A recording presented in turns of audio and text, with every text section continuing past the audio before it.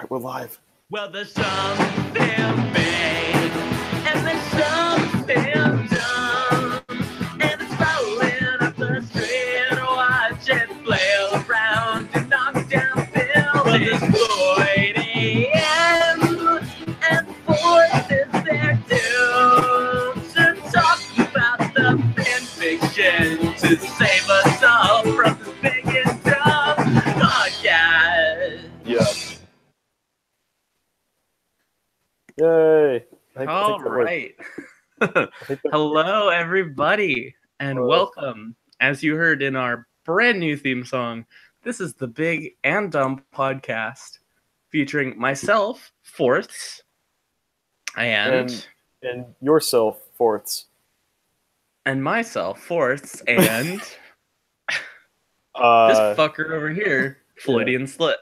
Hello. We're both authors and readers on the website fimfiction.net, where we read and occasionally write fan fiction about the television program My Little Pony: Friendship is Magic. Yeah.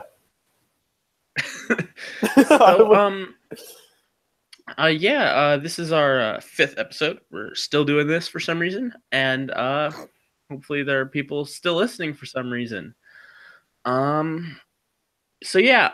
Today we are going to talk about two fan fictions that are pretty good. The first of them is called Until the Last Pony is Ferried by the user Short Skirts and Explosions. And the second will be an ally called Preponderance by Myriad K. Mm-hmm. So, yeah, there you have it. I think we'll just launch right into it then. Okay. So, Until the Last Pony is Ferried. Tell me about this fic. All right. What is this so, fic? Hang on. Let me quickly pull it up on fic. I did not load it for some reason. Okay. So. Okay. Well, it's all right. Here we go. All right. So this story was published February 6th of 2014. So it's already. Oh my God! It's a 4-year-old story. Holy shit. All right. Anyway. Old fics. What'd you say? We only talk about the old fics now. Apparently. The ancient. The ancient. The ancient. Yeah. So this story, it's tagged Dark and Said. I happen to think it's really neither, but whatever. So I would actually very much agree with that. I was talking about this. Hey, we agree on something. I was talking about this on Discord last night. Someone mentioned being kind of like a depressy, feelsy fic, and I was reading that in the comments, and I was like, this really doesn't make me sad, and I wouldn't say this is very dark. I don't know. It's just, it's a great fic, but it's not that. Yeah. All right. So this story, it's the basic premise is there's a some entity. And I think it's a Greek mythology. I think it's Greek mythology. Yeah, there's a ferryman of the underworld in Greek mythology who ferries souls basically like across the river Styx. Dark souls? No. Ferry souls across the river Styx to like some sort of afterlife type deal. I'm not super familiar with it. So this story follows that. Was it Charon? Yeah, Charon. Yeah, something like that. So the first chapter starts with Charon kind of has Charon's like in this boat across the water and hears like this and hears whimpers from a distant shore where all the souls are kind of piled up along the shore waiting to be kind of ferried to the end. I love this image there of just like this little island and they're just like they just have to wait. Like you die and then it's like, oh shit. Fuck. Stuck in line. I gotta stand on this island waiting to be ferried. Yeah, it turns out the underworld is actually the UK. Everyone's just queuing up. Anyway. So Charon's hears these whimpers and kind of, turns the raft towards the shore, and finds a spot of yellow effulgence that clung to the shore God damn it, just as skirts. brightly as she clung to her own color, which I actually really like that line. It's interesting how there's this focus on color in the very beginning when the very Yeah. presentation of the fic, especially with the cover art, is just very drab and gray and just kind of Yeah. Mm-hmm. well, the format, which I'll talk about later, but it's just Yeah. kind of Yeah. No, for sure. And it's actually, you know, and it's actually made mention that the other souls are all kind of pale and dismal and kind Right. of like not really there, so to speak. This one's fresh, Yeah, this one's fresh. straight off the chopping block. Yeah. So as Charon kind of goes towards the shore, all these souls start. wait. Oh yes. Spoiler warning. Oh yeah. Spoiler warning. True. We're gonna spoil this fic and the other fic, so give up now if you don't want that, but you do. Go on. So anyway, so as Charon is kind of going towards the shore, all these other souls are starting. They start waving Dark these Souls. metal. No, you already made that joke. They start Dark waving Souls these metal, 2. no, they start waving these metal strips. In the original Greek mythology, you had to pay the ferryman to like basically Right. fully die or something. I don't know. So yeah, so they all have like these like strips of metal or coins or whatever. Yeah, it's coins, I think. Yeah, it says metal strips, but whatever. Well, they Yeah. talk about coins. At We least do with talk the about horse coins. ponies. All right. Anyway, so you know they're all waving it, and Charon's just kind of like push them all out of the way, and it's you know there's a yellow figure, and you know Charon kind of beckons the yellow figure onto the raft, and you know, and the yellow figure goes, oh, you know, I don't have a coin, I can't pay you to get on, but Charon gestures towards her anyway, and she gets on. Do you think like this is come on. kind of like nepotism-y? Like not to get ahead of ourselves, Oh, but like it's like def nepotism here. I think so, actually. Yeah, It's like maybe. bypassing all the entire line just because Nepotism. what's up? Yeah, basically. Despotism. Well, it's yeah. We'll get into that later, I guess. So anyway, yeah. So this yellow sort of soul kind of deal gets on, and it should be fairly obvious by now. It's Fluttershy, and What? I thought it was Apple Bloom. shut up.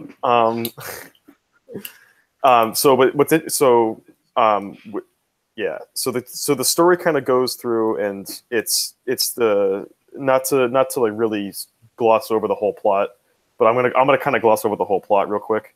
Yeah, do it. Yeah. So most of the first 4 chapters kind of go through Charon's interactions with 4 of the main 6, specifically Fluttershy, then Pinkie, then Rarity, and then Applejack. Yeah, and we'll so we'll go into those. Yeah, we'll go into those more in depth. One of the big selling points of this story is the character interactions between Charon and the other ponies, basically. And we'll get into that specifically because Charon, at least at this point, is like a faceless yes entity, and is really more kind of it's really like a questioner, someone who really gives these ponies like the opportunity to self-reflect and hear their qualms and try and talk them through them. It's really focusing on each one of those characters and kind of the lives that they've chosen to live at this point.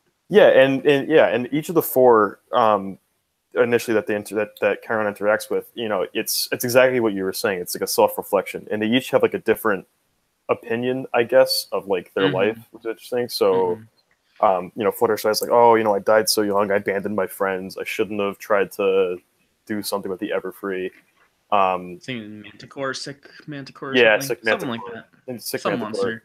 Yeah, Pinkie was disappointed because she was looking for a family, like her sisters and her parents, and can't find them in the sea of souls. And she thinks, maybe I spent all this time in the real world, kind of being silly and goofy, and then what's the point? Because all that's left is kind of sadness and despair and all that. Rarity goes into like her dichotomy of, I believe it was generosity versus her popularity, and that's a really interesting conversation. Yeah. Oh yeah. And AJ is sort of the same as Pinky, kind of like looking forward to seeing her family, but feels that everything she did was sort of pointless in the end. Right. So, yeah. Pinky's was a little more focused on just kind of her whole thing as like the element of laughter and like how she wanted to make everybody happy, but sadness seemed more eternal and that's true. And in each of the 4 chapters, we get little tiny hints of world building. There's made mention of a Queen Twilight, which is Queen Twilight, which is very interesting. Queen. What? Ignore me. Okay. Nothing. I just didn't hear you. Okay. So then, once those 4 are kind of ferried over, there's like an intermission chapter where Charon kind of goes and she basically ferries the rest of the souls. Just everyone's Dark on the shore. Dark Souls 3.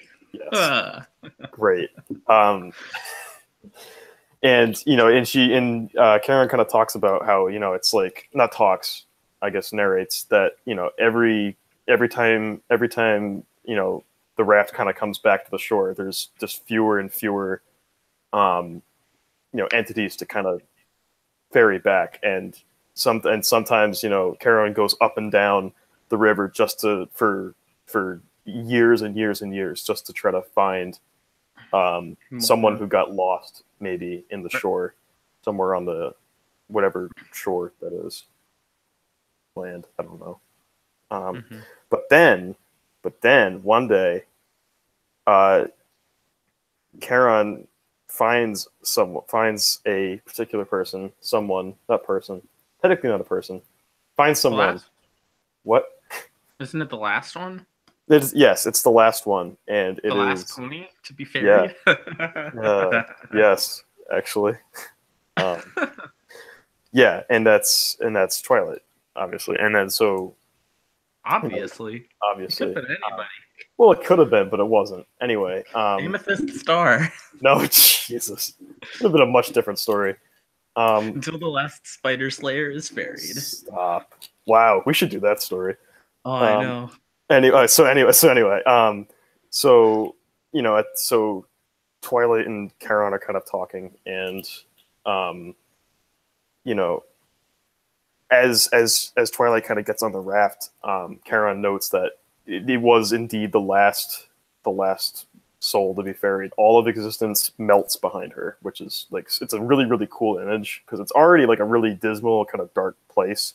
And then it's just like I think it's made a mention of like inky blackness kind of takes it out of existence. It's a really cool image in the story. Everything swallowed away.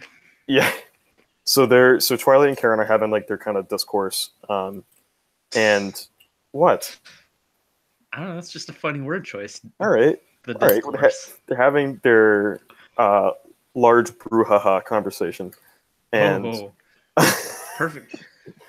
Yeah. Perfect. And Twilight's like, I've seen kingdoms come and go. I've seen millennia pass in the blink of an eye. I've held millions of funerals for loved ones, and she kind of boasts. She's like my brain's perfect. Like, I know every detail of everything that's ever existed, and there's one thing that's wrong.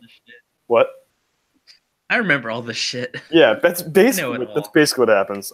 And Twilight's I hadn't actually really thought of that because I'm like, oh yeah, Twilight just being Twilight. But that is really funny how like I couldn't forget this one. Like, come on. Yeah, you might be an immortal Alicorn princess, but maybe you're fallible too. Yeah, I thought that was the whole.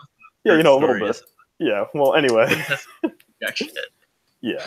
And Twilight's like, but there's something wrong here, and Charon's like, what do you mean? Whatever could you mean? And Twilight's like, Charon's a stallion.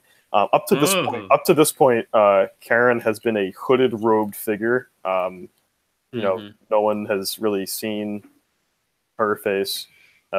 So you know, and you know, it's revealed. Twilight's kind of like Twilight pulls the royalty card and like, you know, as your queen, I command you to take off your hood.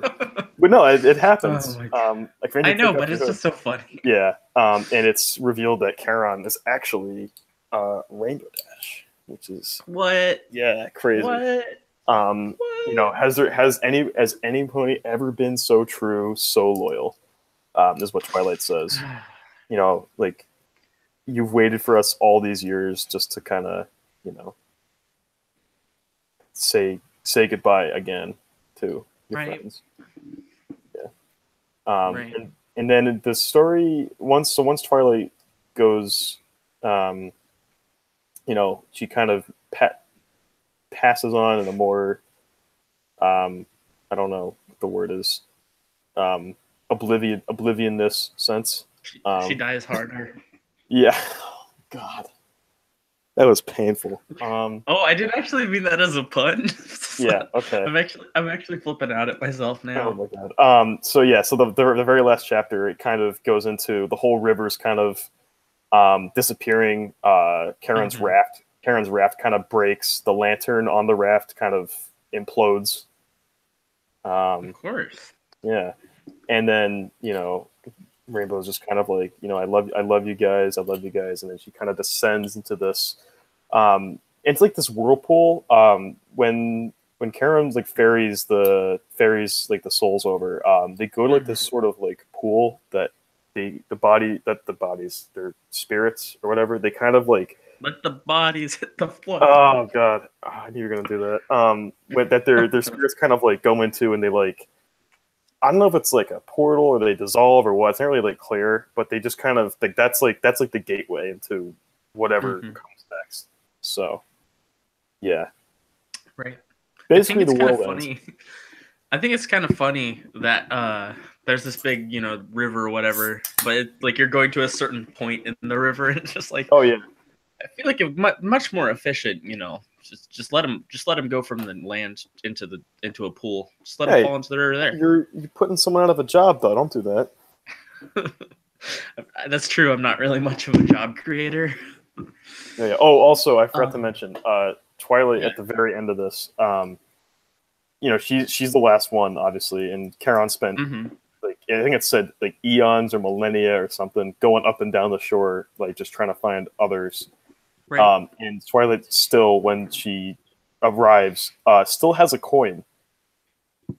Oh still yeah, has a coin, and Charon's like, I cannot believe that this still exists. It did not like fucking entropy did not do shit to it.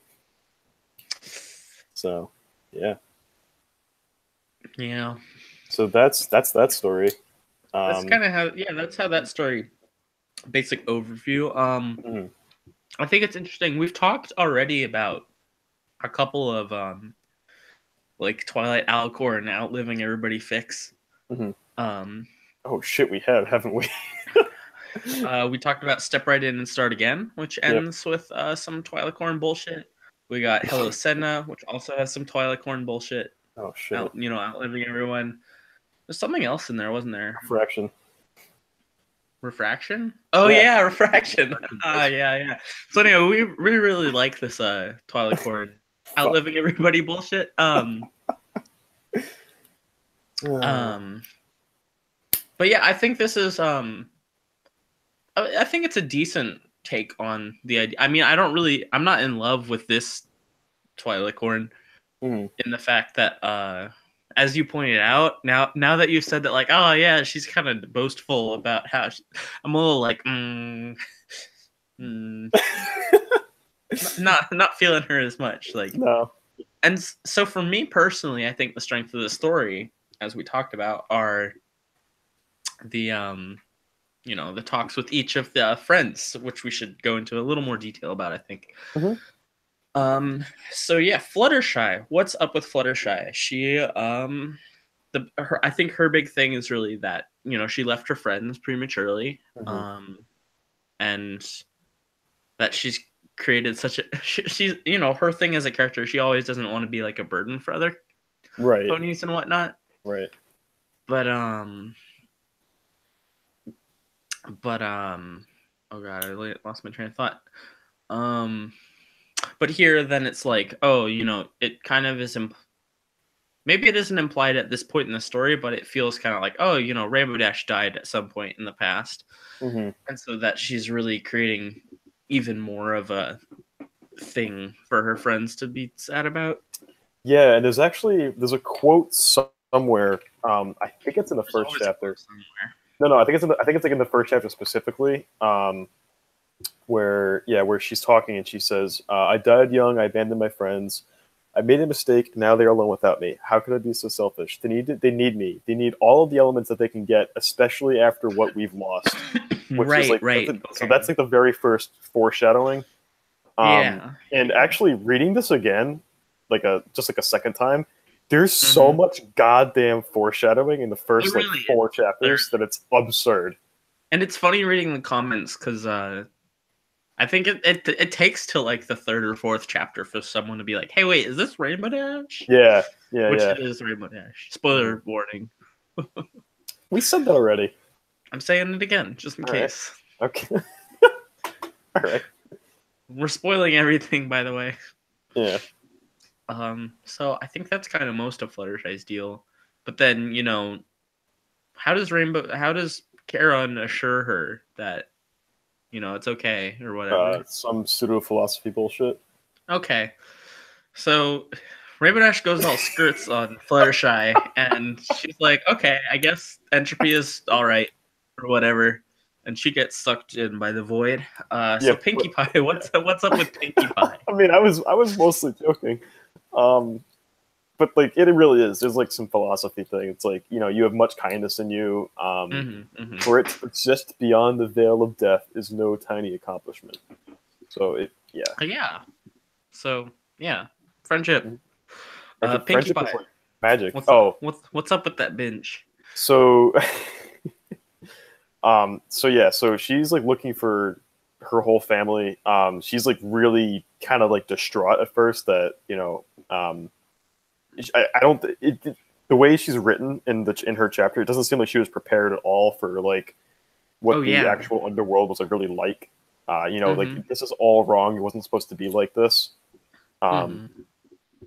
Plus, her death was very accidental and yes. Oh yeah, that's expected. Yeah, can I talk about that a little bit? Yeah, go for it. Yeah, so where's that line? After life of fighting changelings, Draconici, and all manners of ever-free nasty wasties, I was done in by a rotten can of noodle soup. And that's so Pinkie Pie. It really is. It really is.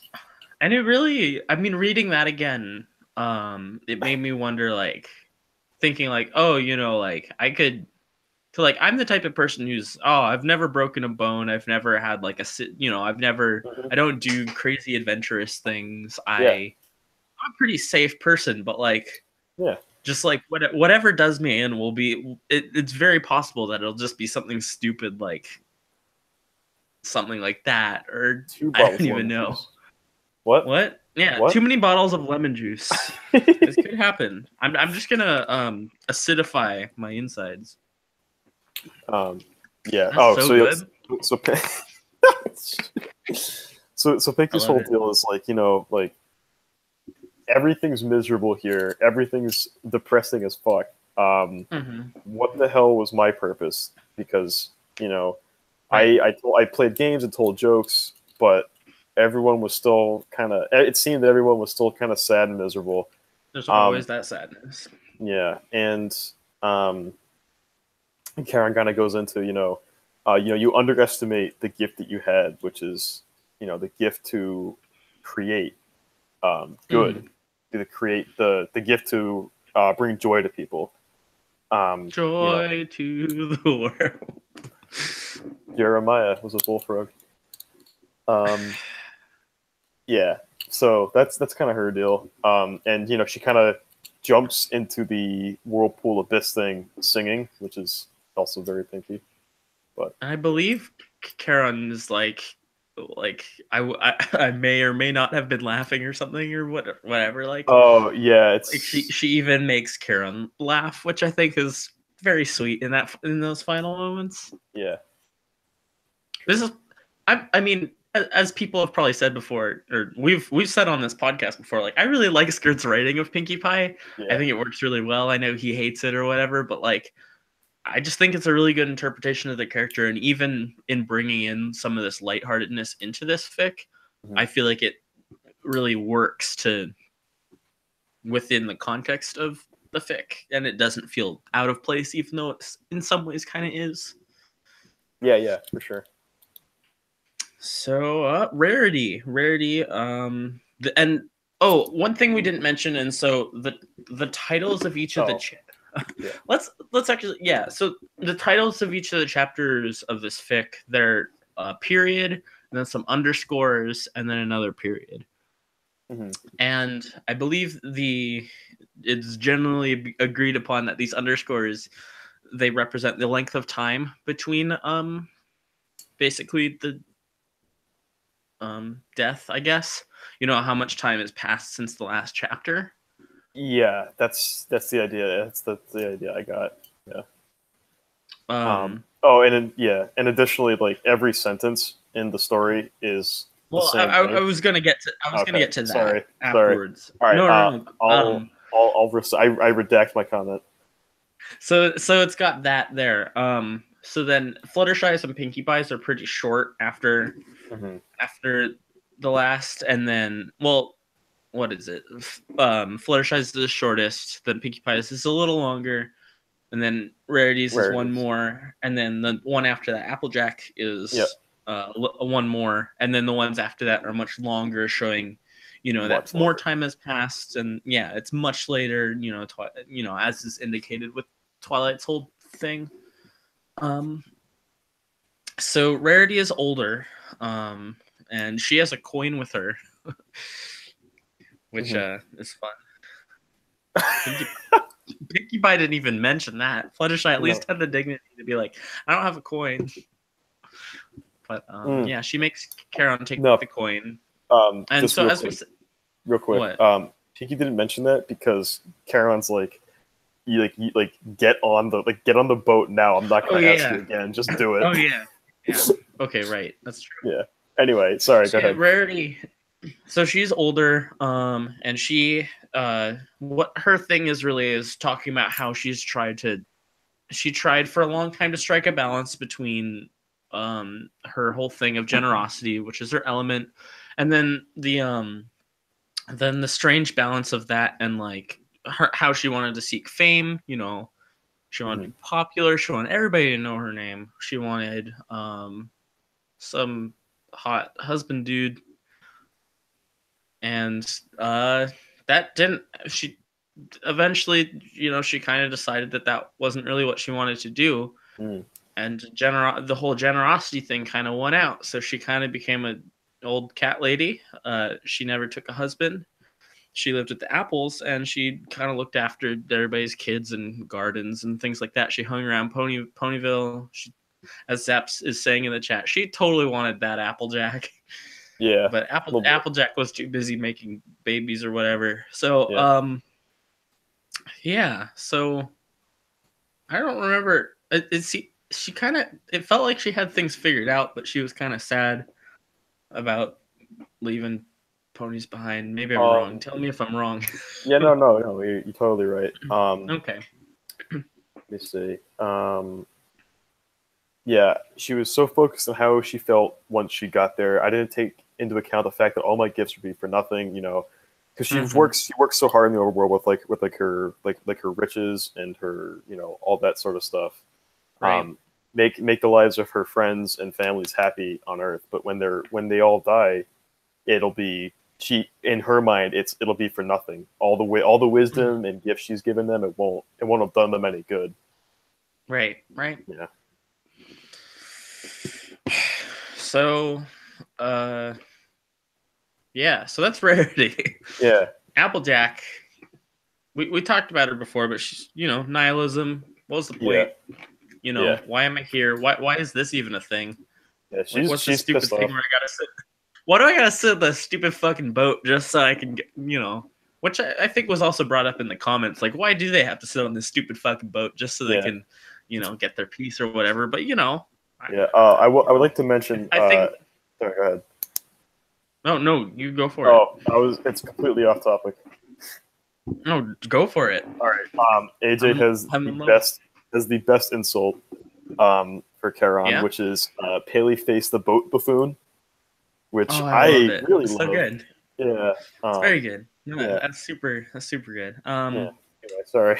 She was no. She was talking about how she had gone against her element. She had lied to her friends and family, saying that I that she thought there was some kind of place that there was they could see each other after they died, and but she knew deep down that wasn't true, and she'd been struggling with this for a while. What was the point? Why do this? There's nothing here. And how does Karen talk her down? How does she? So Karen's kind of like, it doesn't. Like you may not see your friends or your children or your family, but they feel you. Their love for you was like, it kind of persists even throughout kind of even throughout death and everything. And let's remember. There's a good line in here that where the hell is it? Right. You have given that blessing to all the ponies that you have held dear. You may not see them here now, but trust me, they will be at peace, just like the ones that came before you, because they knew you. Would you rather chance upon them in person, or accept the fact that you've done your duty and they are drifting into eternal slumber with the same ease as you had selflessly afforded them while you were on Earth? Right. And Age is kind of like, I guess it's kind of silly for me to really want more out of life. And Charon's like, yeah, you did everything pretty good. So yeah, you deserve to rest and all that. Oh, also title drop from the very end of this chapter. Oh yeah, I love that. I love that so much. Yeah. I mean, I'm a sucker for title drops, but that was a particularly like, oh yeah, hell yeah. One. And it actually makes me think that maybe I actually would say this story should probably actually instead be called Not Until the Last Pony is Ferried, because I think that would be cooler. All right. Awesome. So yeah, let's talk about the format a little more. Okay. So as we said, and as you can kind of tell from the fic title, it's all in lowercase, and there's a period on either side of every sentence, and then in the chapters, every sentence is its own paragraph or whatever. So that's, well, actually, I think maybe it breaks that later on. Yeah, it does. It breaks that for dialogue. For what? Every sentence being its own thing. Sort of does. It definitely breaks that for dialogue. It does, but I don't think it's every sentence. I think it's every paragraph. Is it just every paragraph? I think it is. I don't think that's true. Okay. But because the thing is when it's not dialogue, it's just the narration. Each sentence is its own paragraph. Yeah, exactly. So it's every paragraph. Anyway, so that happens, and I think this is a really interesting choice. I'm not exactly 100% certain, why it was done, and I think this would actually be, as we've said before, for most of the fics that we've done from Skirts, which was all of them, I think this would make a really good Lemur Rambles blog post. I would love to hear more about this fic, especially given its format. And so I think that, but I think that it really works for this fic, particularly because the fact that nothing's capitalized, that's a really cool thing. I think it really makes it so nothing is really drawn out. Yeah. It gives it kind of this cool, chill feeling. You can really feel being on that boat. It's eerie, but it's like, I don't know. there was actually one point in the story where I think rarity is accidentally capitalized, and it really threw me out of the whole thing. Oh my god. But yeah, no, I think that's really it's fun. It's nice. It works. Yeah. No, for sure it does. Yeah, because the thing is, it's like, you know, because there's no capitalization or like any because like the grammar is all still there. The grammar still's like it's grammar. Nothing's changed about that. There's just no capitalization or oh yeah. There's punctuation, but like not really.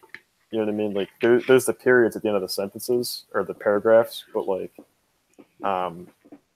So then those dots on either side. What's up with those?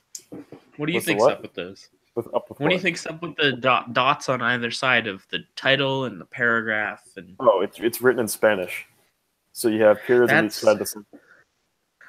It's not an upside down period, my friend. What do you mean? It looks upside down to me. It's right side up.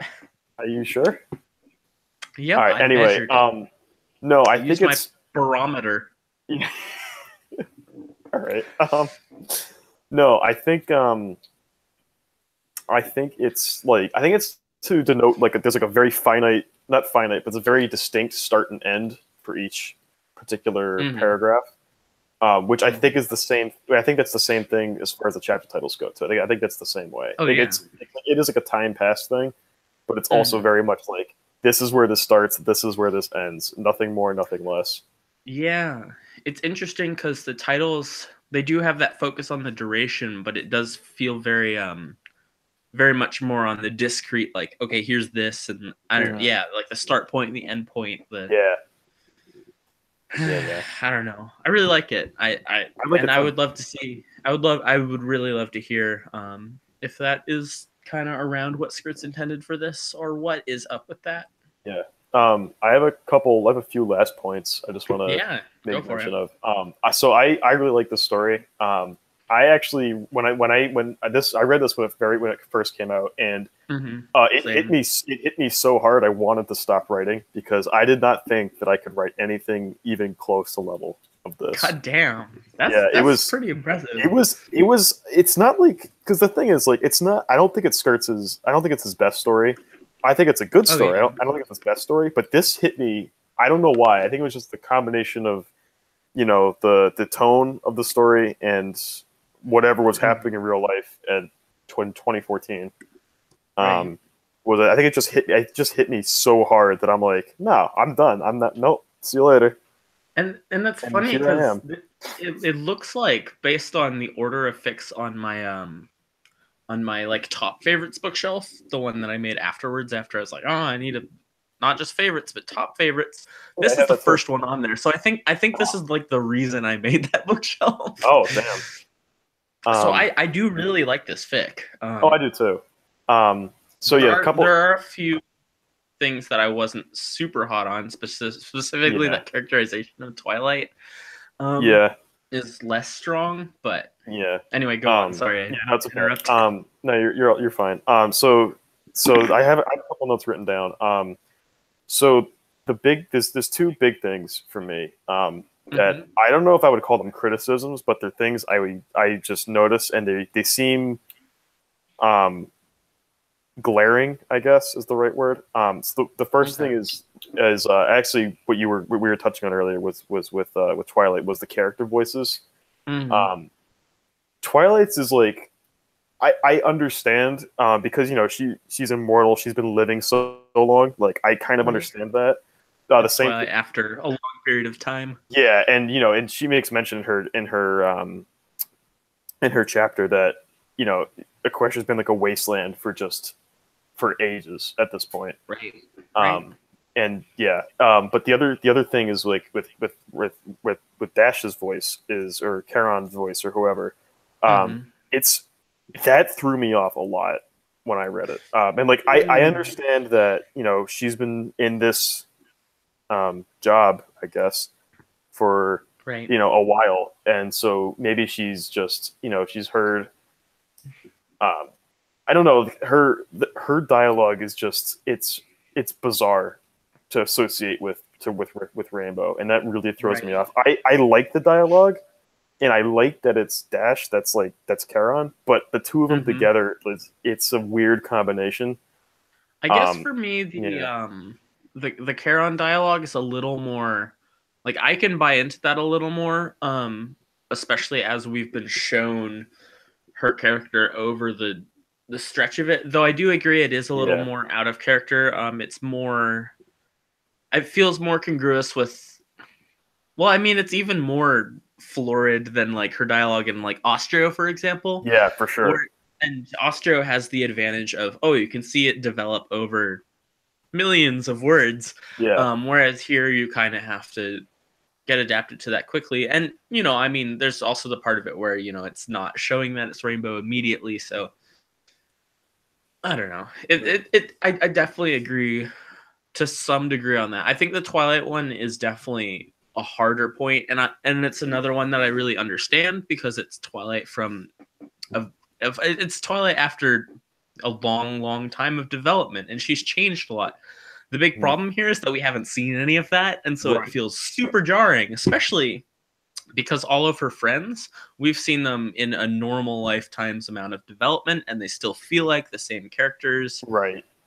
You can still tell it's kind of Twilight, but like it feels weird. It does feel weird. And I think that's kind of why, at least for me. So where would you put this in your ranking of fics, I guess? How good of a fic is this? What? Fucking good? Is this good? Is this so, fic? According is it to fucking good, fucking great, or fucking amazing? So according to my very, very outdated Pastebin list that I still have not updated, but we'll hopefully do at some point. This is actually number 10 on Skirt Stories. It's pretty good. It's pretty up there. Pretty good. That being said, the newest story on that list, and I'm pretty sure I've not updated it since then, is The Things Tabby Says, which is already a couple years old. Yeah. So, but still, even if you reshuffle stuff, I would agree that this is definitely a very good fic. Especially for those of you who like Skirts as more character exploration and darker sort of stuff, sadder. Even though I don't personally consider this a sad fic, but I had one other minor note, real quick, was where the Discord and Celestial Luna are never talked about. And it is really, also very interesting. It really does make me wonder because they're never even like mentioned. There's no, as far as I could tell, there's not even like any implication of what might have happened. Only that Twilight is queen. That was something I noticed too. Yeah, I don't know what's up with that. That's why I really want to see Alina rambles on this. Honestly. Yeah, that'd be good. I mean, maybe it was just an oversight. I have no idea. It's possible. I would probably give this fic. I want to give some context to my rating. I think this was 2 episodes ago, I talked about Fear and Trembling, and I gave that fic pretty stellar 0 out of 5 dead friends ranking. And so for this fic, I think I want to build on that and give this fic a 6 out of 5 dead friends ranking. You are terrible. It's true. 6, all 6 of them dead. Yeah. Dead as fuck. For Zach in the live chat is saying, don't tell me that TTTS is already a couple years old. Fun fact, the last chapter was published January 20th of 2016. Oh god. So it ended. It ended 2 years ago. 2 years ago. We should do that fic. Let's do that one. I would do that. I'd do that in a heartbeat. Let's do it. All right. I mean, it'll take longer than a heartbeat. Well. All right. So. Also, hang on. I'll be right back. You can keep going. I'll be right back. Okay. Welcome to the Fourths podcast. I'm here to talk about how much Floydian is a freaking nerd. Nah, for real. I'll actually launch into our next fic that we're going to talk about. It's called An Ally Called Preponderance, and it is our first not skirts fic that we have talked about on this funny little podcast. It's by a user named Myriad K, and this is the only fan fiction that they've published onto the website. It was published in January 2015. It's about a 19,000 word fic, and it was written for what was that contest called? It's like something most dangerous game.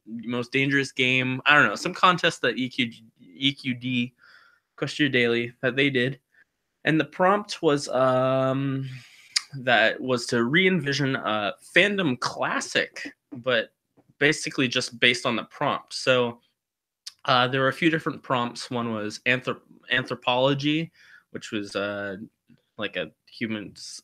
I don't remember the prompts exactly, but it's some sort of human Equestria thing. Fallout Equestria was another one, which was a post-apocalyptic sort of thing. Then there was one for My Little Dashie, which was some sort of, pony, I think ponies and that appear from Equestria into the human world. And then Cupcakes, which was, I don't know, murdery bullshit. I mean, I've read most of the original fics, but anyway, so there's this contest. I don't remember what the word limit was, but it was something like 15,000 words. And this went over that, so I think it might have been disqualified for the contest, but it was for the My Little Dashie prompt, I believe. And so it was like, these ponies go into the human world and whatever. So this is kind of a sci-fi fic. And oh god. So but it's very interesting because it's not really framed as a pony fic, or at least it's I mean, I haven't read a whole lot of Human Equestria stuff, but this isn't Human Equestria, it's Ponies in Earth, but whatever. I haven't read a whole lot of human fics. That's not usually my sort of shindig, but it's very much framed kind of in a more original writing sort of way. It starts off and this is a fic that is like journal entries, and so it starts off with an image of a journal that kind of has a first page written, and then it kind of launches into the fic. So there's this doctor. She's a doctor of, I think, biology. Yeah, it's biology. Her name is Natalie Sidney. Oh, hey, Floyd. Hey, you finally showed up to our dumb podcast. Hey. I've been doing this whole thing for 50 minutes, and I've been wondering when you get here. No. So she's stuck in this airport in Iceland because of the weather, and she's writing a journal, and she's talking to us about how she made contact in 2011 with this alien that emailed her because she's a biologist. It just kind of found her email on this university website. Oh, and I'm just going to say spoiler warning again, just for anybody who's joining us. We're talking about An Ally Called Preponderance by Myriad K, our first non-script fic. If you'd like to read it, it is linked in the description of the YouTube video. So. Yeah, it's linked in the description. It's linked on my blog on FimFic. It's linked all over the place. Go find it. Yeah, it's really good. It's linked on the story page. For itself? Yeah. Yeah, that's good. Yeah. I like that.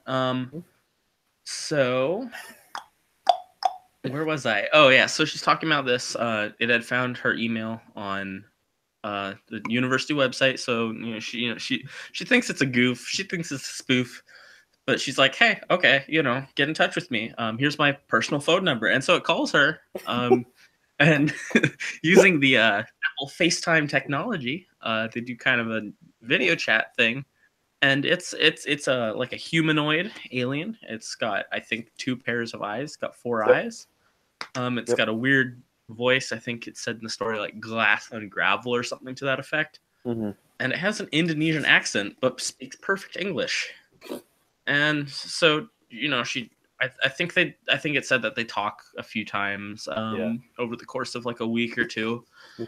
And it seems to have a pretty good knowledge of molecular biology, just like her. And it talks about kind of like showing up on the planet, interplanetary or dimensional travel or something like that. But I don't know. They have conversation stuff. It seems pretty normal. Whatever. She's kind of whatever about it. Or, it's exciting, but, But then it starts asking if how to get a weapon. And she's like, well, I'm not going to tell you that. And it's like, well, okay, that's fair. And then it hangs up and never calls her back. And, you know, at some point she finds records of like, oh, there were break-ins in Virginia somewhere, and nothing was actually stolen until eventually some gun or something was stolen. So anyway, that's kind of how it starts off. And she's like, but then she gives a reason for why she's telling us this, and it's that she got another call from Preponderance, or at least from Preponderance's phone, which, yeah, somehow Preponderance. Oh, and that's what this alien calls itself. Mm-hmm. Is that said at the start of the story, or? Yeah, it is. Yeah, it's in the first chapter. Yeah. Okay, so Preponderance, that's what it calls itself, or that's not really its name, but it's like, you call me this. It's kind of silly. Anyway. Yeah. And so she gets a call from this phone, from Preponderance's phone, and immediately she can tell it's not Preponderance because there are 3 different voices, and they are higher pitched and whatever. Unfamiliar extraterrestrials start talking. They call themselves Apple Bloom, Sweetie Belle, and Scootaloo. Yep. And so quickly you're launched into kind of this. Basically, these 3 have appeared in a forest, and they have discovered this on Earth, and they've discovered this phone. I can't remember how they get there. Who gets where? The horse ponies. They get to the Earth. I don't know yet. I don't know. Bullshit, maybe. I don't know. Anyway, they get there somehow. We're really good at reading fics on this here podcast that we talk about fan fiction that we read. Yeah. And so they appear there. They're asking like, oh, you know, they're trying to figure out who she is, and Dr. Sydney, she's pretty calm about the whole endeavor, and she's just kind of like trying to figure out where they are. And there's this whole thing about, oh, you know, they say that, you know, they have shelter and they have like food and water, so they should be pretty good to go. And she's like, she'll call him back when what is it? She has more you know, she's getting in touch with another scientist. Is that later? I don't know. No, again, it's around the same time. Okay, yeah. So she's getting in touch with scientists to try and she figures out where they are. Mm-hmm. And she's gonna get in touch with one of her colleagues to go and find them, because, you know, she's trapped in Iceland, but she's got a colleague down in the DC area, which is kind of nearby where they are. Yeah. But anyway, she calls them back, and she figures out that, oh, okay, so their water that they had, it was river water, and that's made them sick. The grass here does not taste like the grass in Equestria. It's actually bad. Can't eat that. And their shelter was a cardboard box. So these she's like, okay, these aren't just aliens. They're freaking children that are lost out in the wilderness. So they're by a road, and they're like, oh, you know, they don't have cars, and so they're freaking out about the cars and whatnot. You've probably read that in Pony Earth Fix before, since I'm sure y'all do that all the time. Or if you read Aaron Hunter's Warrior series. Oh man, they have turn this into a Warriors podcast. No, actually, I've been looking for an excuse to reread all of the Warriors books, and I think that would make it great. I've read the first 2 series, and that was it. I read the first like 2.5, but the first 2 are really good. So we should do that. But this is now a Warriors podcast. Anyway. Oh my god. So she tells him to, you know, walk along the way, along the road, and they do that. And I think this actually might be when she calls her colleague after having figured it. Anyway, so they get to this small town, and also her colleague, the scientist person, doesn't really believe her, but the scientist had heard about Preponderance before and was like, whatever. So she's driving down there. It'll take her some hours to get there. This other scientist, whose name starts with an A, I think. Sure. But so she's doing that. The kids, the CMCs, they're walking along this road. They get to this town, and what's her face? Dr. Sydney, she's already looked up the town. She knows where it is. She knows what's up, and so she tells them to go off to this this hotel, and they have a little difficulty with the revolving door just because of the shape of the ponies and how it is getting in there. And so then that happens, and they walk in there, and there's a and so I'll explain the narrative device of this story. So the narrator never leaves, at least until the end, this airport in Iceland. And so she's sitting there, she's stuck there because of the weather, and she's kind of holed up in the airport. And she is watching what's going on the whole time with FaceTime, with one of the ponies, taking turns, holding the phone basically. And it's a really interesting framing device. I don't know how did you feel about that? The format of the not necessarily the format, but just the whole framing device of like her being removed from the situation. And I think it actually works pretty well. To me it's almost unnoticeable, which is really, that's kind of all you can ask for as far as really. Yeah. I think it's very interesting because it's not like like this humans helping out all this these random alien dudes, girls, I don't know. With whatever's going on, it's like a remote. It's a very like it's helping through technology, like a remote thing. Which is I do really like how the technology was used here. I've read a lot of stories that use technology pretty poorly, and it feels very thrown in there. But this feels very natural and kind of to an extent, yeah. Because there are a lot of ways that technology can really ruin a lot of different types of stories, and that it makes things easier in certain ways. Yeah. But like this, it is a little janky, but like it is internally consistent why it would work like that, and it definitely adds a little bit of interesting flavor to the story. And I think the big thing too is that it doesn't stick out. It doesn't kind of throw it in your face like, oh, look at all this cool tech that and yet it's a good limitation. Like, it is, yeah. Oh, like she can't directly help them because she's not there. Yeah, exactly. She's on a phone. So they walk in there with the phone, and the dude at the desk is like, what?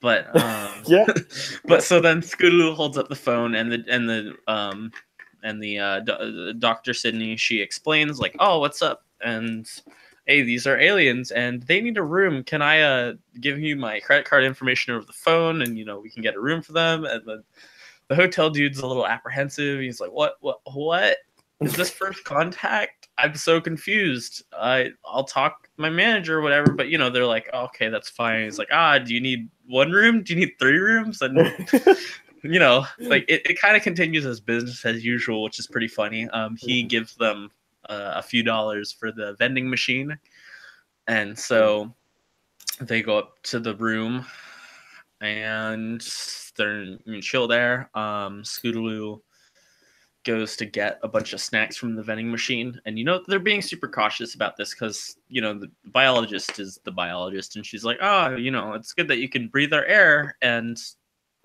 eat some of our food, but we don't know what's gonna kill you or not. So they're being super cautious. Real quick interjection. Yeah. So it's confirmed actually in the story that the CMC are in fact the size of cats. Yes. Pointed out. Very good. Ponies are the size of cats. So when they're going up to their room, there's an elevator, and it's made mention very overtly that the elevator is made for beings 3 times as tall as they were. Yes. It's great. So yeah, they're short. I love it. They have a hard time reaching those buttons, and yes, these little ponies have to, Scootaloo has to flutter her wings to get up there. Whatever. Anyway, get some food from the vending machine, some chips and shit. I don't know. Chips and shit. It's my favorite. So she gets that stuff. She brings it back to the room. And they're like, okay, they're gonna chill, so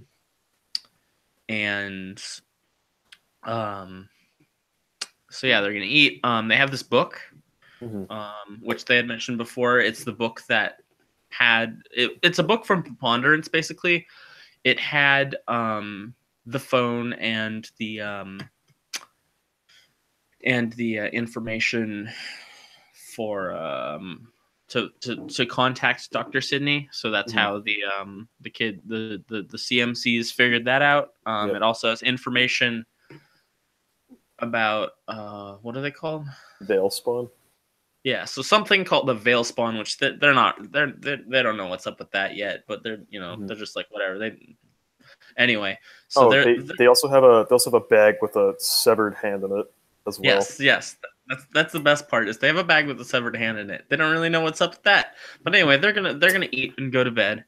And Sidney is, I don't remember what Dr. Sidney is gonna do, but anyway, and that's actually another thing I really like about the story is it breaks up what's happening into realistic chunks where the author could, in theory, then go write this down in the diary and have that like sometimes in a story like the diary, it's like, oh, it doesn't, it's a lot of time period for one diary entry, or it breaks immersion a little bit. But here, I feel like you can actually, maybe the dialogue is a little bit like, oh, whatever, but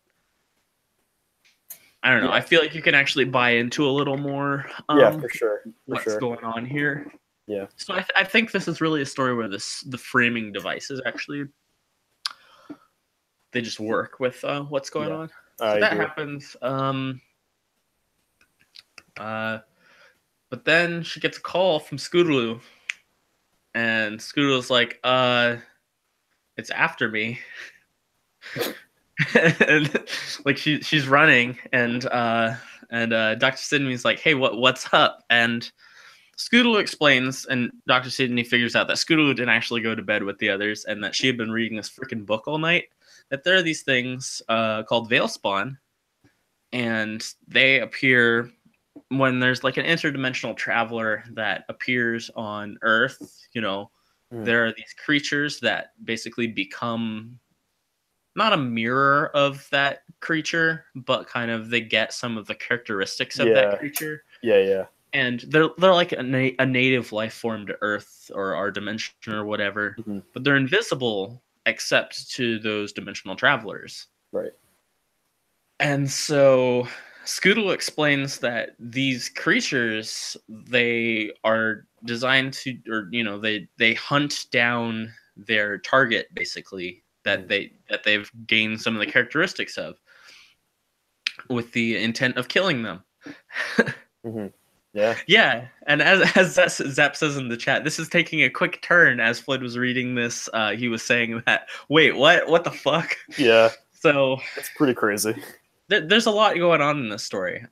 Again, I would highly recommend you read it, even if we spoil the entire thing for you, because it's fun. But so Scootaloo is running away from this thing, and Dr. Sidney is like, she doesn't really know how to help her, but basically she watches as Scootaloo is crazy action hero and is running away from this thing. So the Scootaloo's what's it called, Veilspawn, has wings, which is fun. It was hiding in the vent in their hotel room. And but Scootaloo's running away. She runs through the lobby. There's a bunch of action-y stuff there, and ends up trapping it momentarily in the hotel revolving door, which is fun. Love that. It's very good scene. But then ends up outside, which is really bad. Dr. Sidney is really not into that because Scootaloo's vulnerable in this larger space, and basically Scootaloo gets trapped in an alleyway and is about to get totally fucked, just totally destroyed, killed, dead. End up with a dead horse. We're almost into the 1 out of 3 dead horses territory. But hey, 24, are you here? I know this is now the Dead Horses podcast. Oh my god!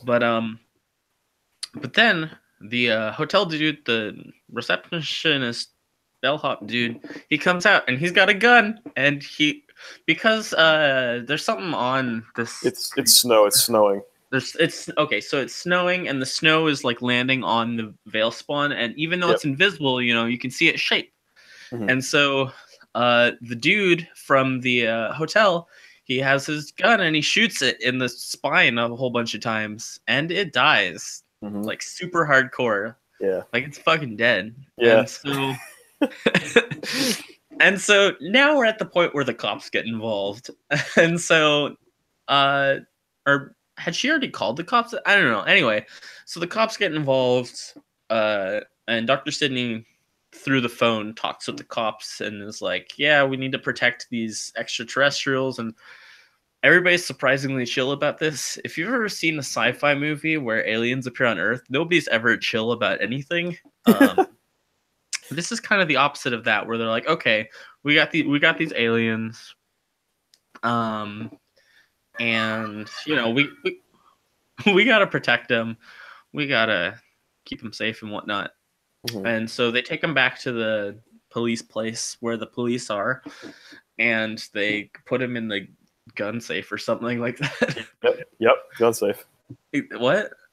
Yeah, it's a gun safe. Yeah, yeah. Okay, so they put him in the gun safe. So that's good.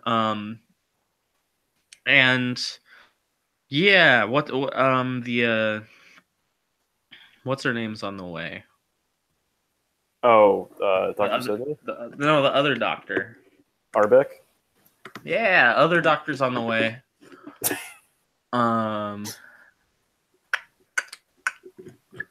She's on the way, and then oh goodness, just give me a moment. Yep. Okay, so they need food. The horses they need food. So they go to a restaurant across the street, and with the police, and they're like, the police are like, don't really want to do that because you know, there's people all over the place, the populated area or whatever. But Dr. Sydney's like, they're not gonna, you know, the remaining two Veil Spawn of Apple Bloom and Sweetie Belle, they're not gonna cause that much trouble, you know, in a populated area. They're just looking for these two particular ones. They don't want to hurt humans or whatever. Yeah. So they go over there. I think they have pasta with sauce, and lemonade, maybe something like that. Yeah, French fries, lemonade, and then and so they're there. That seems pretty chill, and you know, they're talking and whatnot. And so they're trying to figure out what are going to be the skill things that the other monsters have, because, you know, okay, so Scootaloo's had wings, Sweetie Belle's probably good at magic and stuff, and Apple Bloom, she's smart. She's smart and strong. Yep. She's smart and strong, and I think Dr. Sydney's just like, that's not good. Smart and strong. That's all two of the things. So yeah, they're like, okay. But then suddenly, what is it? There's music. So there's music happening. There's a soft singing, and Sweetie Belle and Apple Bloom and Scootaloo, they all quickly shove napkins in their ears. While all of the humans around them are dropping to the ground, falling asleep. Because it's a singing song. Or sleeping songs. All songs are singing songs. So it's a sleep song. It puts them to sleep, and suddenly the Veil Spawns are here. It's the Apple Bloom and Sweetie Belle. Yeah, Sweetie Belle. Yeah, they're all there, and oh goodness. So Sweetie Belle, she's like gonna draw hers away. She's terrified. She admires what Scootaloo had done, but she's freaking out. Running through the kitchen. I believe there are laser blasts and explosions. Every time I read an action scene, I fall asleep, so I can't I can't describe this in detail. But so basically, the stuff with hot oil. Yeah. gets thrown at it, and they're fighting whatever, and then it blinks. And by blinks, we don't mean the eye things, which is what Dr. Sydney thought. She was like, "Oh, it blinked," but no, it blinked out of, it blinked as in Zappinator's Fic. Blink. As in Zappinator's Fic, yep. Yeah. The same thing. As in Zappinator's Fic, blink. And so it blinks out and it leaves, and it's still loose. It's still it's still out there. And so yeah, they're in the gun safe. They're bringing in more police. Dr. Arbeck is on the way. Mm-hmm. But so yeah, that's what happens. So then Dr. Sydney is actually, they're clearing the runways in Iceland, and so she's going to be able to be on her way soon. But it'll still be a while. So Dr. Arbeck arrives, and she reads more of Preponderance's notebook, and says that I believe that there's a note for her. And then Dr. Arbeck goes through a bunch of stuff where she's asking like the ponies, like, "Oh, are you capable? Can you understand me? And are you capable of abstract thought?" She's being like generic, annoying scientist, and stuff like that. She's like, "Oh, you come from a culture with standardized education and parents. Am I right in assuming you have two sexes?" And Sweetie Belle's like, "I don't think we're supposed to talk about that with strangers." And so, yeah. so there's a lot of good stuff in here. Fun alien human interactions. And this kind of plays off the whole, like, this isn't that similar to other pony human interaction fics that I've read. Yeah.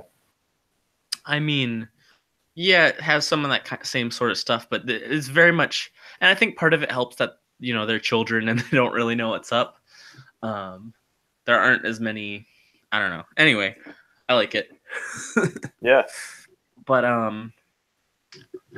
so yeah, they're kind of talking and stuff, and, they are supposed to be transported to, what is it, like Mount Weather or something? Some sort of military base or whatever. And now there are code names for them. They're like they're ETs, extraterrestrials, and there's VS White and VS Gold that they need to capture or eliminate them. And so they're going on this road trip to the place. They finally get to be in a car, which is super exciting for Scootaloo. She loves that shit. Mm-hmm. And they go along. Talking about research and shit, and yeah. So I think this is actually when they talk about how the Veil Spawn are like, from the. They go into more detail about the Veil Spawn, how it has like anatomical diagrams and stuff, basically stuff that Preponderance laid out for them, for any dimensional travelers or whatever. Mm-hmm. And so, and she reveals that, there's a letter for her from Preponderance, but wait, before she can ask for details, there's trouble. The Veil Spawns, they're there, and they're attacking him. And so it shoots like energy at the car, shoots energy beam, lasers, explosions.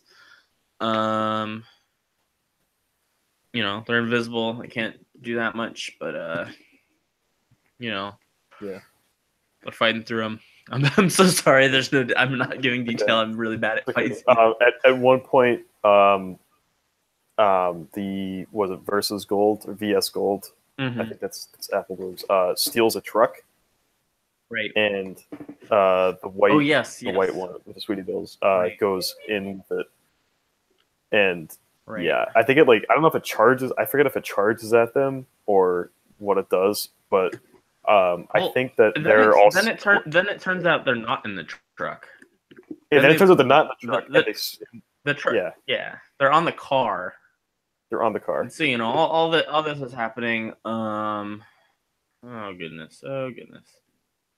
What's going on? Oh yeah, Sweetie Belle had fallen asleep or was knocked out. Anyway, so there's all this stuff happening. There are jets. Basically, the feed cuts out and after an explosion, anyway, it's a big mess. Yeah. Suffice to say, I can fill a little bit of detail, maybe, if you want.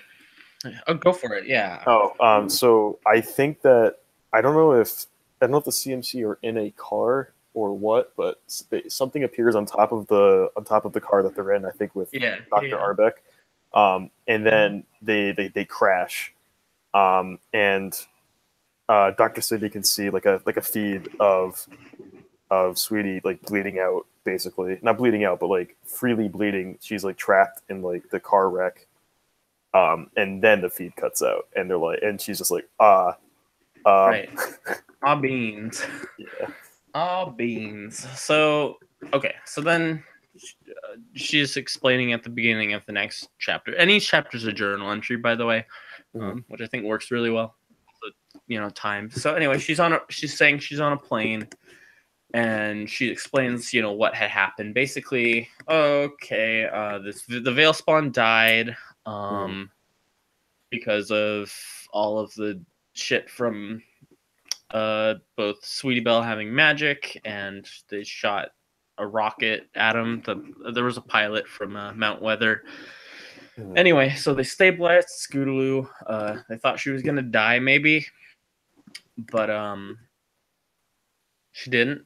Yep. She got blood from her great blood donor, who was Sweetie Belle. Yep. They ended up sharing a blood type, which was lucky because there were no other blood donors, because they are a brand new species, and so they almost, they had enough blood, thankfully, to keep them both all right, and so Scootaloo was stable. That's okay. Apple Bloom totally fine, and Dr. Sidney mentions talking to the president about questions and stuff. She doesn't remember what those were. Apple Bloom's still wearing that. They had these the armored canine dog vests, which I think is a funny image. I'd love to see fan art of this fic. I think it would be fun. Yeah, that would be pretty cool. Very nice visually. They talked with Dr. Sidney. The CIA did, about Roswell, and that there was an alien that they had that disappeared, which it's pretty evident by that it was the Veilspawn that went and killed it. So that happened. I think that's actually a really fun explanation for alien stuff. I like it when fics hook into real life sort of conspiracy theory sort of things and try to explain that. That's always fun. And she's on the plane, and then the last chapter is, she gets there and she gets to meet them in person, Dr. Sidney, and it's just a sweet scene of, and that's a big part of this story, is this character, Dr. Sidney. She's kind of more detached at the beginning, a little more analytical. More the scientist, and it's kind of the type of story where then she has these creatures that she starts to care about, and I don't know, it feels by the end for me kind of sweeter, kind of, and I think part of Dr. Arbeck there is a little bit more of a contrast of like, she's real, like Dr. Sidney's realized that these are children and that I need to treat them as such, whereas Dr. Arbeck's a little more like the scientist type. So that occurs, and they are using stuff from Preponderance's book to build a portal to Equestria, and they talk a little bit about like, what's this gonna be like, and it's revealed that Dr. Sidney's gonna go there, become a human in Equestria, and find out what's gonna happen. And she doesn't have family or whatever, and this is just what she's gonna do. And she's excited. She's looking forward to it.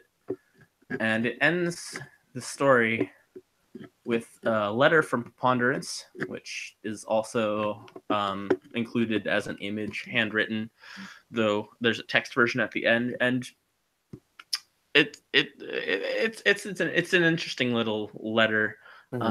Just kind of giving a little more context to the world and why preponderance was there. Basically, how preponderance goes from planet to planet, from world to world, and makes things like this. Try to connect worlds and, you know, answer questions about what's out there in the universe. I don't know. It's just very much kind of like a connecting worlds and whatnot. I don't know. Yeah. It's interesting. And preponderance. And it's signed an ally called Preponderance. So, you know, preponderance, that, you know, that's the title. But preponderance is kind of like prevalence, like great amount of something. And so really what preponderance is doing is just trying to go to as many places and hook up as many of these places as it can, I guess. Yeah. I don't know. So I'm not super in love with the whole preponderancy, like that whole thing. For me, why I enjoy this fic, and I was obviously the one who pushed to include this on our list of fics to do. I just really enjoyed how it's not really a pony story, but it works ponies in there as a very interesting thing. I don't know. I feel like it navigates that very well. Mm-hmm. What did you think about it? I know you have been experiencing this story for the first time. Yeah. How has that gone? I know you mentioned that it had been very hyped up to you. So this is actually exactly what I was afraid of. That it had been hyped up so much, and I read it and I liked it, but too much hype. You didn't think it was deserving of, yeah. Not that I don't think it was deserving of it. I just think I don't think it was. It's not. It's a good story. It's not. Not what I would. I would maybe favorite it, but it's not something I like. I'm super in love with. I mean, maybe that's just because I'm picky or whatever. But I mean, yeah. Do you have any specific? I think you were talking to me before about specific things that bothered you. So actually, one of them got resolved. I realized very early on when Dr. Sidney's writing out is like, oh, so actually, before I do that, do the other thing that bothers me.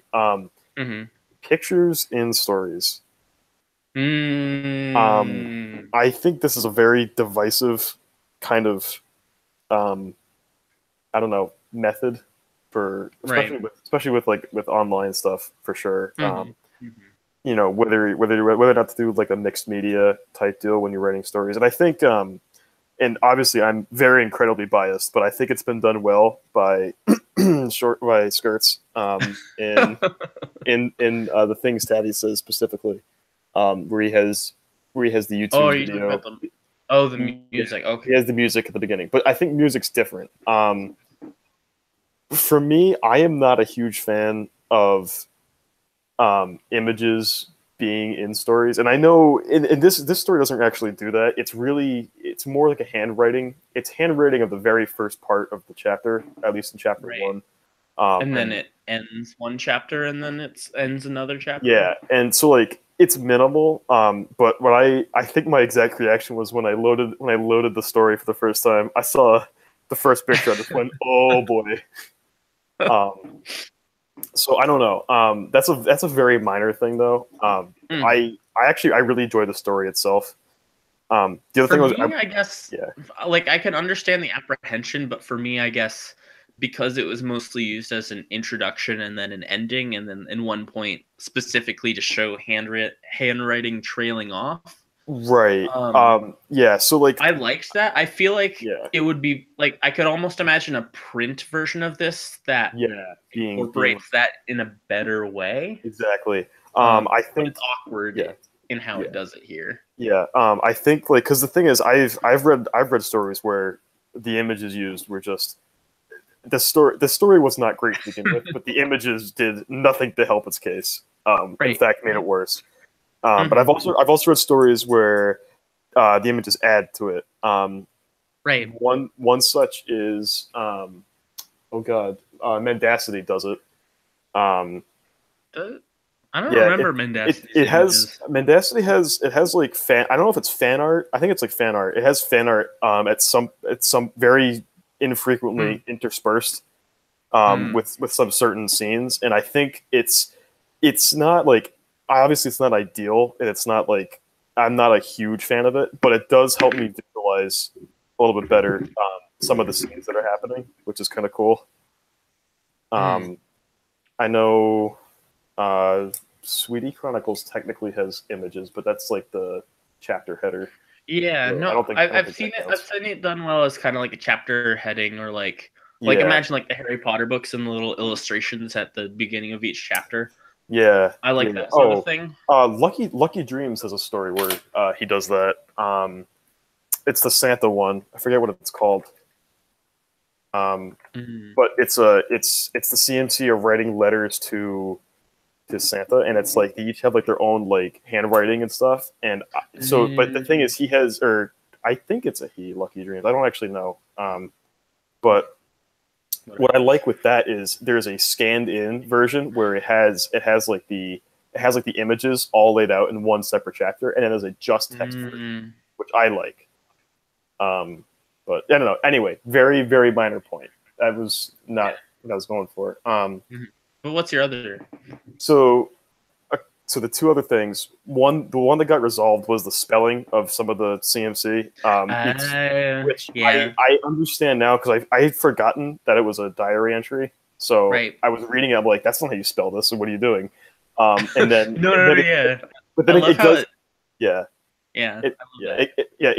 It gets resolved when they're getting food. I didn't mention that, but what is it? They're making a list of what is it? It's like what kind of traits that the Veilspawn might have for Apple Bloom and Sweetie Belle, and Dr. Sydney is writing a list in her notebook, and she writes their names down. Like, that's not how it's spelled. Yeah, she's like, oh, so and so I guess sorry. No.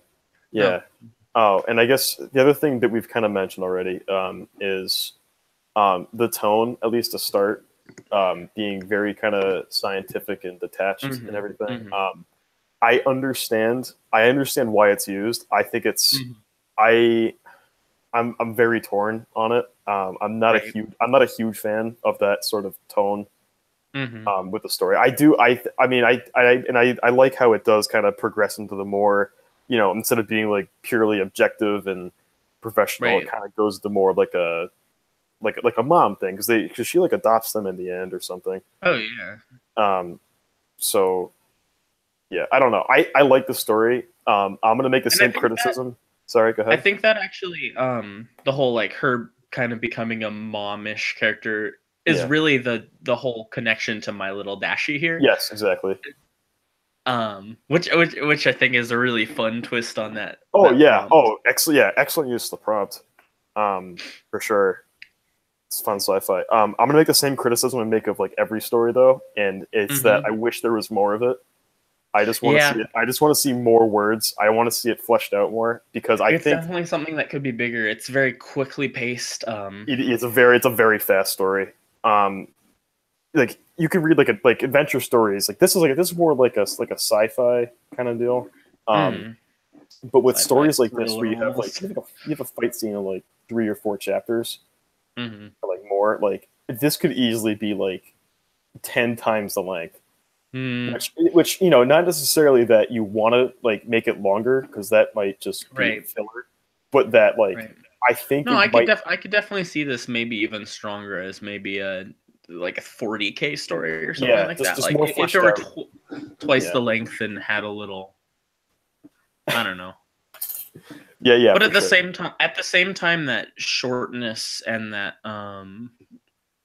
I don't know. I just kind of the whole like distance and all of this happening. Like it gives it a very strong sense of urgency. Yeah. I feel like maybe you wouldn't have otherwise. Just a lot going on. I agree. And I feel like though if it did have more space, like the ending, I feel like the ending is actually probably my least favorite part of it. Yeah, I agree. I agree it kind of anticlimaxes there. Yeah. But It has to though, because that's just because of the format. It suffers that way because it's a journal entry. So that is definitely a difficulty there. Yeah. So, I think that more epistolary or diary entry sort of things, letters, those can be good, but it's hard to have that sense of urgency with that. This does a very good job of that for most of it, but for sure, it still can't quite escape it all of the time. It's a really tough format to work in, for sure. So if you're gonna give like a rating to this fic, what would you say?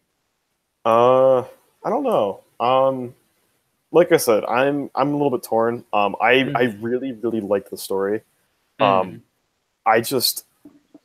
don't know. It's not like I did not love it. I did not love it. I liked it a lot, and I think this account. I don't know if you may have said this already. This account is the Myriad K. Only has one story, and it's this story. Right. And I don't know how much this person has written before. I have no sense of context for that. But I think for what to my knowledge is a first story, it's fucking awesome. It is a really great story. It's really strong. But I really wish this author would write more. Because oh yeah, same. Just very, very but nice. Yeah, but that being said, there's definitely room for improvement here, and I am not the person to really say that, but like, I liked it. I just wish it had done a little bit more. Is all. So I would not put it like top favorites. But it's a great sci-fi story. Which really. Sorry, go ahead. There isn't a lot of great sci-fi, there is great sci-fi in film fiction, but I feel like it's an underrepresented genre, and especially in the more short form. You get stuff like Hello Sedna, but really just kind of, I don't know. I like this, the way it deals with that. Yeah.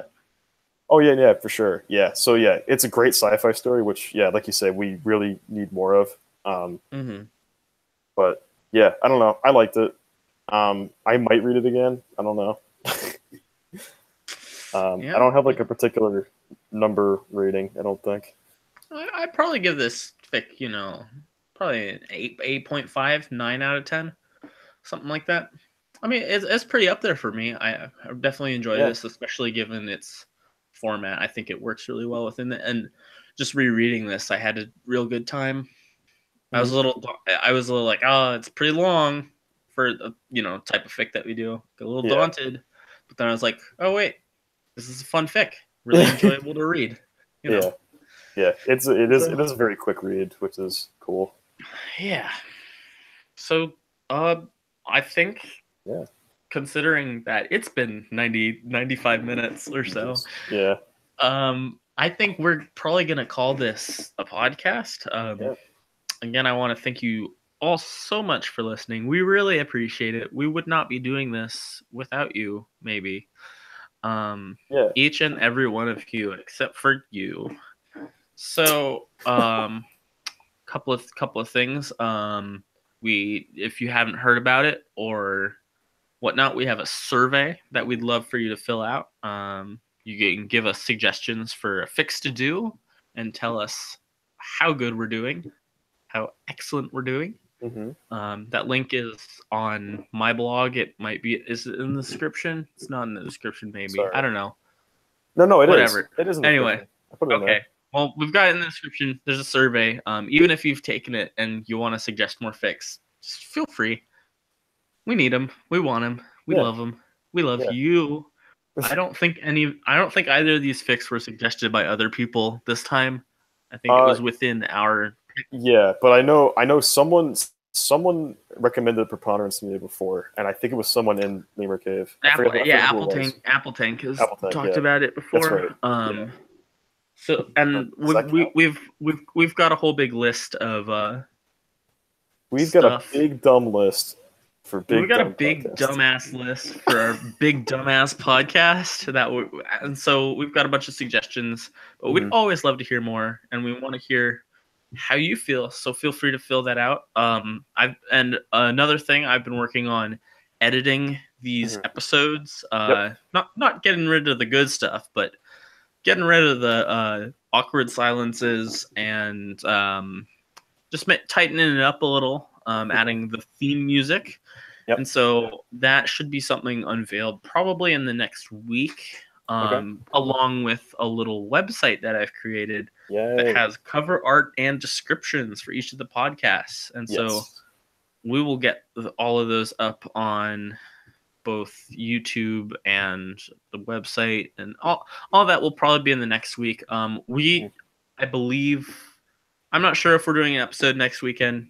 If we do it, it'll be early. Yeah, it'll be tough. But we'll if we don't, I'll try to have the new edited episodes and website up by then.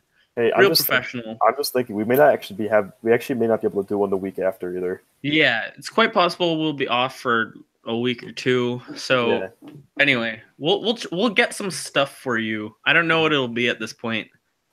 Something will happen. We'll figure it out. It'll be good. We'll figure out some stuff for you because we love you. Yeah. I love you. Yeah. I love you. Oh my God. I love you so much. All right, I'm ending this. So